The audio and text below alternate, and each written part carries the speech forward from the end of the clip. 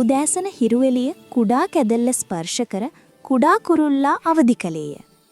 ඔහු අහස දෙස බලා ගස්වලට ඉහළින් නිදහසේ පියාසර කරන අනිකුත් පක්ෂීන් දෙස බලා සිටියේය. මටත් පියාඹන්න ඕන. ඔහු මුමුණමින් කීවේය. ඔහුගේ මව සිනාසෙමින් මිසේ පැවසුවාය. ඔයා එහෙම කරයි මගේ ආදරණීය. නමුත් පළමුව ඔබ උත්සාහ කළ යුතුයි. එදා සිට සියල්ල වෙනස් විය. කුඩා කුරුල්ලා තම කුඩා පියාපත් විහිදුවා පියාසර කිරීමට උත්සාහ කළේය. ඔහු වැටි නැවත නැගිට උත්සාහ කරමින් සිටියේය. ඔහුගේ හදවතේ ඔහුගේ මවගේ හඬ ඇසෙන සෑම අවස්ථාවකම අත්හරින්න එපා.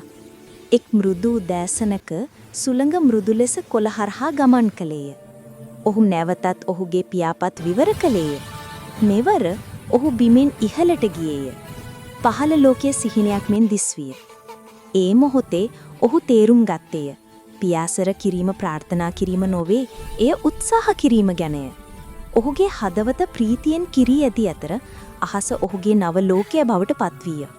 ඔහුගේ උත්සාහය ඔහුගේ පියාපත් බවට පත්වී තිබුණි.